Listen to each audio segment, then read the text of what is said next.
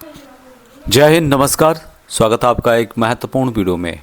आज है 27 अक्टूबर 2025 और आज के पेंशनर्स, केंद्रीय कर्मचारियों और सैनिक खबरों में प्रमुख रूप से जो खबरें हैं, सबसे पहली जो खबर है तो यहाँ लेटर भारत सरकार, गवर्नमेंट ऑफ इंडिया, कार्मिक लोक शिकायत एवं पेंशन डिपार्टमेंट यानी कि department of pension and pensioners welfare की तरफ से 24 अक्टूबर 2025 को जारी किया गया एक ऑफिस मेमोरेंडम है और क्लेरिफिकेशन दिया गया है कि clarification regarding coverage of officials for payment of gratuity to the central government servant under central civil services pension rules 2021, payment of gratuity under national pension system rules 2021 के अंतर्गत।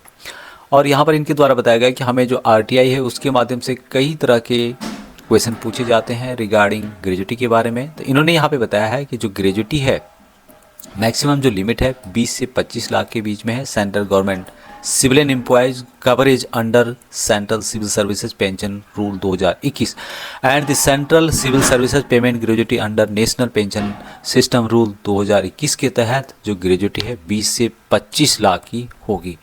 अब यहाँ पर कुछ जो संस्थाएं हैं उनके नाम दिए गए हैं, उनको यहाँ ग्रेजुटी लागू नहीं है।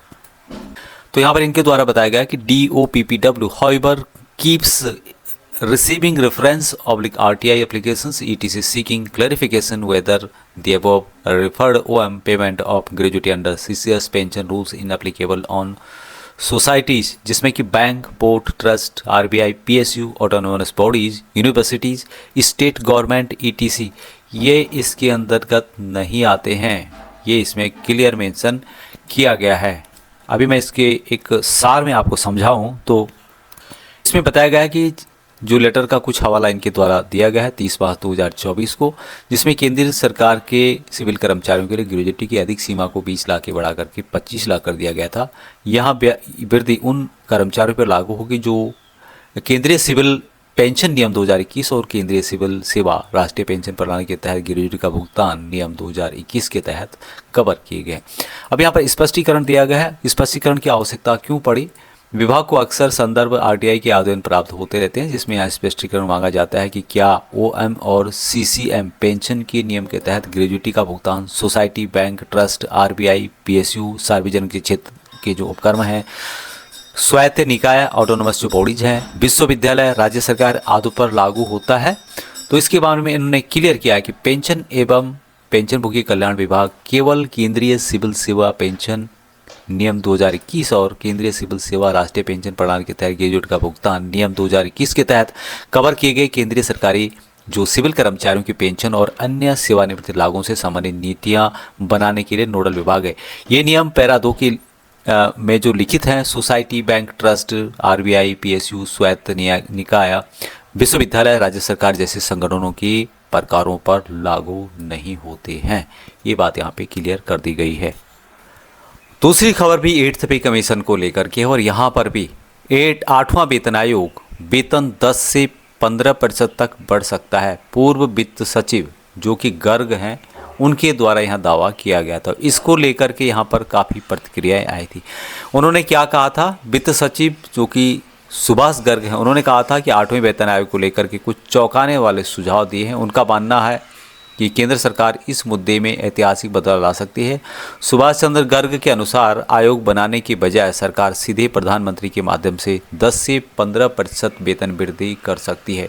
गर्ग की भविष्यवाणी थी कि कर्मचारियों के लिए चिंता का विषय है। चालू वर्ष 2025 समाप्त होने के में अभी 2 महीने का शेष बचा है तथा आयोग के सदस्यों की अभी तक नियुक्ति तक नहीं हुई है। इसी बात को लेकर के उन्होंने अपना ट्वीट किया था। इसके माध्यम से उन्होंने बात कही थी।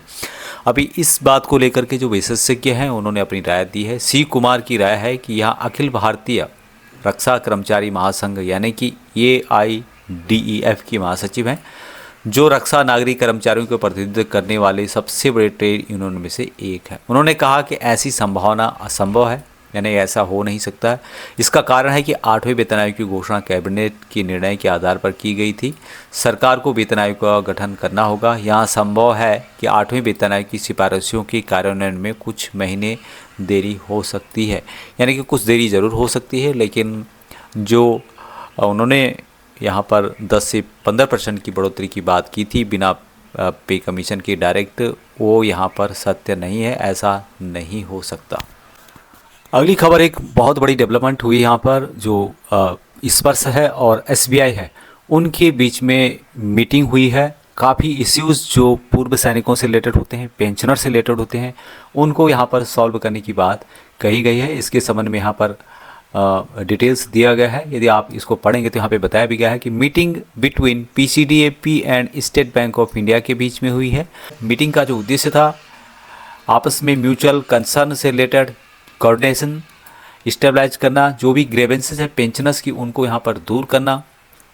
दूसरा एम था to increasing collaboration between the PCDA and SBI के बीच में जो कोलैबोरेशन है, जो सहयोग है, जो जुड़ा है, उसको यहाँ पर बढ़ाना। सर्विस डिलीवरी, साथ में decision were arrived and resolving operational issue, जो भी ऑपरेशनल इशू हैं, कार्य से संबंधित इशू हैं, उनको यहाँ पर सॉल्व करना। Related to non payment certificate से रिलेटेड, साथ में नो ऑब्जेक्शन सर्टिफिकेट से रिलेटेड जो ज़्यादा इश्यूज आते हैं उनसे रिलेटेड है कि काफ़ी लोगों का पेंशन नहीं आता है बैंक में, लेकिन जब वहाँ नो ऑब्जेक्शन सर्टिफिकेट लेने जाते हैं तो वहाँ पर काफ़ी समस्याएँ आती हैं। उसको लेकर के यहाँ पर बात हुई है। बोथ जो इंस्टीट्यूशन है उन्होंने इस बात को एग्री किया है कि हम जो है कोऑर्डिनेशन और मिला के काम करेंगे और जो भी पेंशनर्स की भलाई होगी उसको लेकर के यहाँ पे काम किया जाएगा, जिसका कि पेंशनर्स को आने वाले टाइम में फ़ायदा होगा।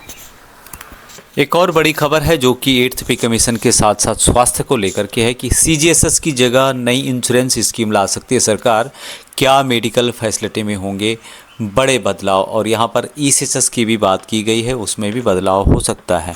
अभी मीडिया रिपोर्ट के अनुसार सरकार सीजीएसएस की जगह नई इंश्योरेंस बेस्ड स्कीम CGEPHIS ला सकती है, जिससे हेल्थ सर्विस और एडवांस होगी, यानी कि ज़्यादा एडवांस हेल्थ सर्विस होगी। दूसरी तरफ कर्मचारियों की डिमांड है कि जब तक नई स्कीम लागू नहीं हो जाती तब तक CS और ECHS अस्पतालों को CGSS में शामिल किया जाए। इसके साथ ही फिटमेंट फैक्टर बढ़ने के बाद हेल्थ कंट्रीब्यूशन भी बढ़ेगा, तो फैसिलिटीज़ भी उसी अनुपात में बेहतर होगी। अभी पूर्व सैनिकों के लिए जॉब की बात की जाए तो 29 अक्टूबर 2025 को जॉब फेयर का आयोजन किया जा रहा है और यहाँ आयोजन Suryoday auditorium, Vijaydurg, Fort William, Kolkata, West Bengal में है। यहाँ पर पूर्व सैनिक जा सकते हैं, जो भी पूर्व सैनिक जाना चाहते हैं, जिनको जॉब की रिक्वायरमेंट है। और यहाँ पर जो भी ड्यूटीज बताई गई है, जिसमें कि PSO, supervisor, guard, driver, machinery operators, GP steward, hospitality roles होते हैं, पैरामेडिकल स्टाफ्स, उसके अलावा जो फिटर्स हैं, इलेक्ट्रीशियन, टेक्नीशियन, एयरक्राफ्ट से रिलेटेड, उसके अलावा network, telecom, supervisor, draughtsman, machinery, welder, artisan, automobile, aviation, weapon technician से रिलेटेड जॉब यहाँ पर दी जाएगी। ज़्यादा जानकारी के लिए आप जो कुछ क्वारीज हैं यहाँ पर बात कर सकते हैं, बाकी रजिस्ट्रेशन कर सकते हैं आप www.esmhire.com के माध्यम से। GSOR का वहाँ पर एक ऑप्शन होता है, उसको क्लिक करने के बाद अपनी वहाँ पे डिटेल्स भरनी होती है, यही नॉर्मल रजिस्ट्रेशन होता है।